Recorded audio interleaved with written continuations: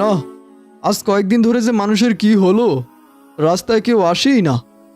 কয়েকদিন ডাকাতি করে তো ভালোই চলছিল, কিন্তু এইভাবে চলতে থাকলে তো আমাদের না খেয়ে মরতে হবে দেখা যাচ্ছে। সর্দার, আজকে আবার রাস্তায় নামবো। যদি কাউকে পাই তাহলে তার আর কোনো রক্ষা নেই, কিছুতেই রক্ষা নেই। হ্যাঁ হ্যাঁ, ঠিকই বলেছিস।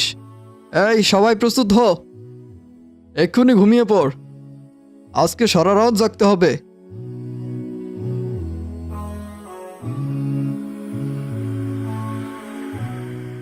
আসসালামু আলাইকুম।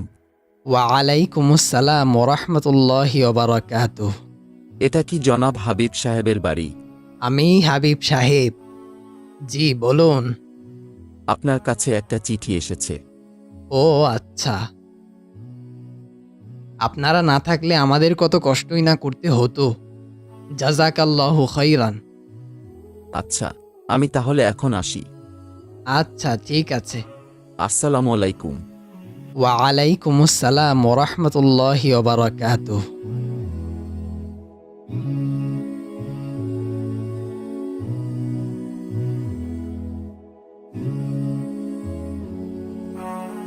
আসসালামু আলাইকুম রহমতুল্লাহ। ওয়ালাইকুম আসসালাম ওরহমতুল্লাহি ওবারাকাতুহ। এটাতে কি লেখা আছে বাবা? তোমার ভাই যে অসুস্থ হয়ে হাসপাতালে শুয়ে আছে, সে অনেক টাকার প্রয়োজন। ডাক্তার বলেছে কালকের মধ্যে যদি অপারেশন করাতে না পারি তাহলে যে তার মারা যাওয়ার সম্ভাবনাই বেশি। কি বলছেন বাবা? এত টাকা কোথায় পাবো? আমিও তো সেটাই ভাবছি। কিন্তু যেভাবেই হোক ভাইয়ার অপারেশন তো করতেই হবে। হে আল্লাহ, আপনি আমার ভাইকে রক্ষা করুন। বাবা, আমার কাছে কিছু গয়না আছে, আপনি বরং সেটা বিক্রি করে টাকা নিয়ে যান। এখন তো তাই করতে হবে, আর কোনো উপায় যে দেখছি না। এখন রওনা দিলে তো যেতে অনেক রাত হয়ে যাবে। পথের যা অবস্থা, কত সময় কত কিছু শুনি, চোর ডাকাত সব সময় থাকেই। আমার যে ভীষণ ভয় করছে বাবা। কোনো ভয় নেই মা। আরে যার সাথে আল্লাহ আছে তার আবার কিসের ভয়? ইনশাআল্লাহ তোমার বাবার কিছু হবে না। আমি তাহলে চললাম। ঠিক আছে বাবা। আসসালামু আলাইকুম রহমতুল্লাহ। ওয়ালাইকুম আসসালাম ওরহমতুল্লাহি ওবারাকাতুহ। বিসমিল্লাহি তাওয়াক্কালতু আলাল্লাহ, লা হাওলা ওয়ালা কুওয়াতা ইল্লা বিল্লাহ।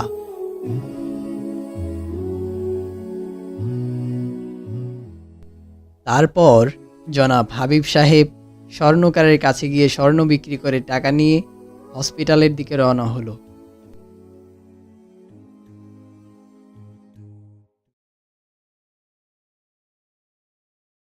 ডাকাতরা রাস্তার পাশে গাছের আড়ালে মানুষের জন্য অপেক্ষা করছিল, আর হাবিব সাহেব সেই রাস্তা দিয়েই হসপিটালের দিকে যাচ্ছিলেন।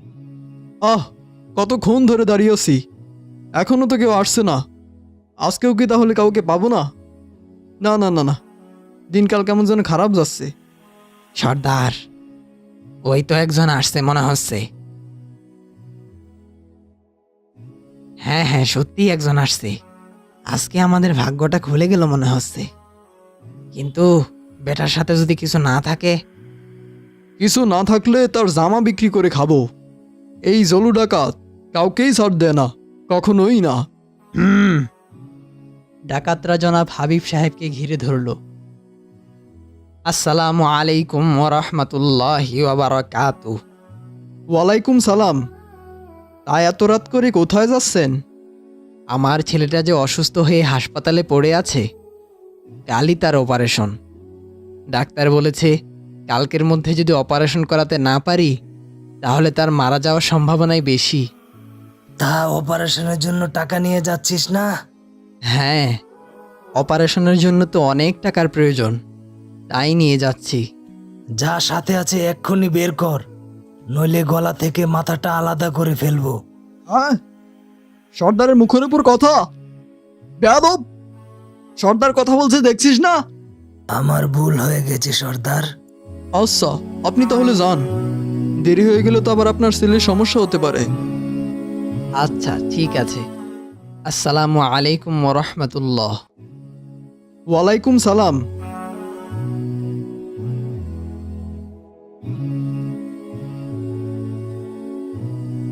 সর্দার, আপনি তো বলেছিলেন কাউকে ছাড়বেন না।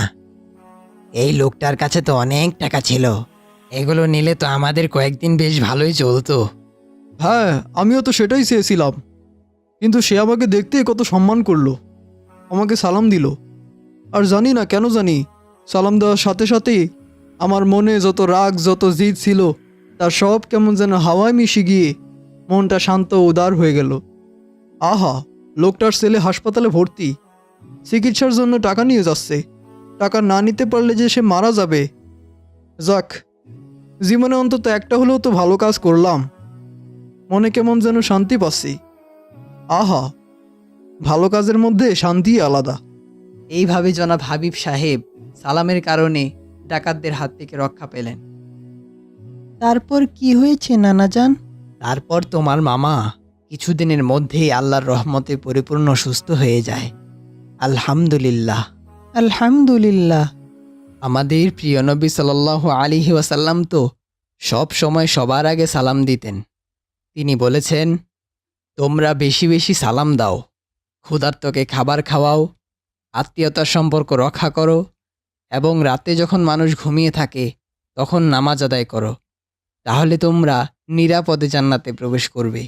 সুবহানাল্লাহ, আমি এখন থেকে সব সময় সবার আগে সালাম দিব, ইনশাআল্লাহ। কিন্তু মনে রাখবে, মানুষ যখন কোনো গুরুত্বপূর্ণ কাজে ব্যস্ত থাকে সেই সময় কিন্তু তাকে সালাম দেওয়া যাবে না। আচ্ছা নানাজান, মানুষ কোনো গুরুত্বপূর্ণ কাজে ব্যস্ত থাকলে আমি তাকে সালাম দিব না। মাশাআল্লাহ, আমাদের হুজাইফা অনেক ভালো ছেলে। আমি এখন বাবার কাছে যাচ্ছি। আচ্ছা, ঠিক আছে। আসসালামু আলাইকুম ওয়া রাহমাতুল্লাহ। ওয়া আলাইকুম আসসালাম ওয়া রাহমাতুল্লাহি ওয়া বারাকাতুহু।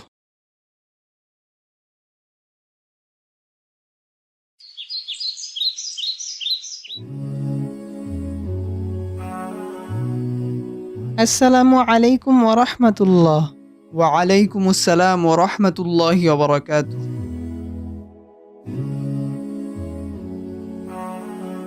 মাশাআল্লাহ, কত ভালো ছেলে, আমাকে চেনে না তবুও সালাম দিল।